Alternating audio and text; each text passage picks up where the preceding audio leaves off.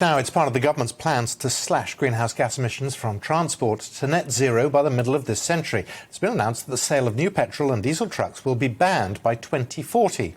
Britain has already pledged to ban the sale of new petrol and diesel cars from 2030.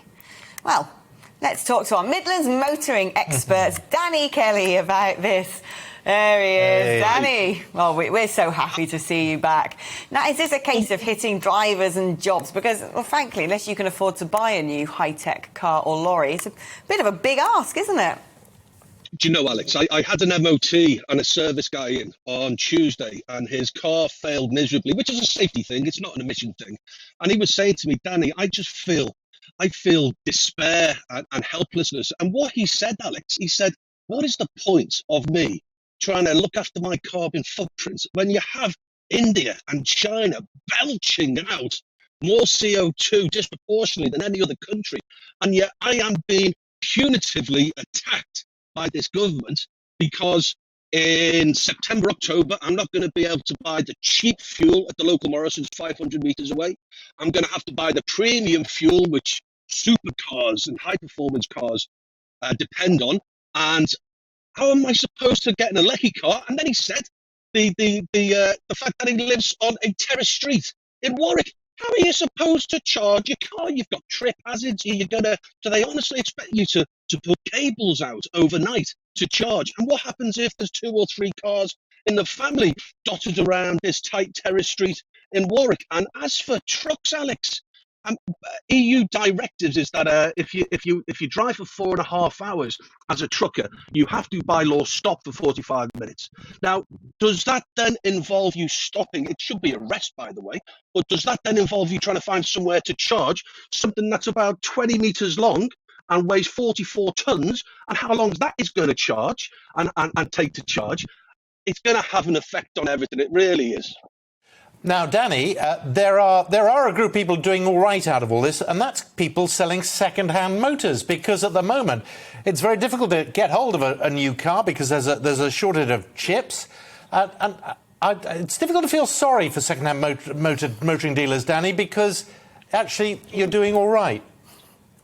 Oh, business is booming. I tell you what, business is booming. The COVID-19 thing, I know we're coming out of it, although it's just saturating the Midlands, COVID-19. So many people are getting it. Thankfully, the jab seems to have broken this link. But people still don't want to get on trains and on trams and on buses. And they're coming to me saying, Danny, what have you got? Last time we spoke, much to the disappointment of a lot of people on the green lobby side of things, people don't care about their carbon footprint.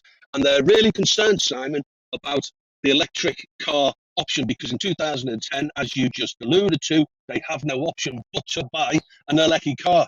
And I remind you, you live on the 10th floor of a flat in Liverpool or Birmingham city centre. What on earth do the government expect you to do?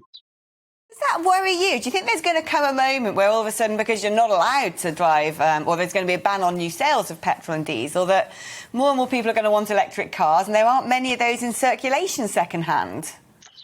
I know. There's so much anxiety, Alex, about the range of the batteries, for example. I could jump in my car and I could drive up to Aberdeen in Scotland. It would take me 8 hours and I'd probably have to refill 2 or 3 times. But I know that it's only 3 or 4 minutes at the pump. And just to go back to Simon's earlier point about these big trucks now, by 2035, they're supposed to be able to tow and carry 44 tons.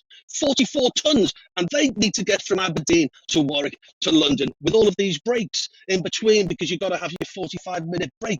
Alex, listen, it's great to be a used car dealer at the moment. What it's going to be like in 10 or 12, I'll tell you what, I'm going to have to reinvent myself. I am going to start selling solar-powered Zimmer frames. That's the future. Solar-powered Zimmer frame?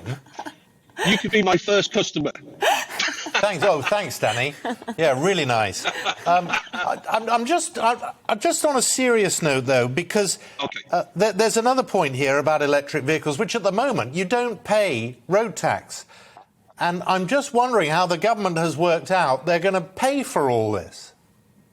Oh, Simon, that's a great point, because don't forget, fuel duty is 70 or 80% of the price of a litre of petroleum and a litre of diesel. So where are they going to recover that from?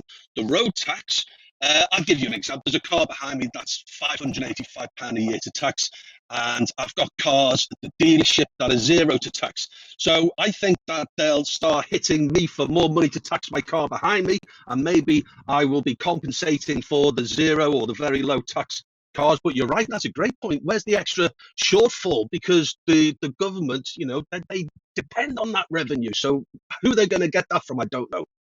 Danny, let's face it, when people come to you and ask for a car, the first thing they ask is about the colour, isn't it? Okay. Well, at the risk of stereotyping even further and having the feminists after me, the colour of the car, Simon, is more important. I can hear the complaints coming through already.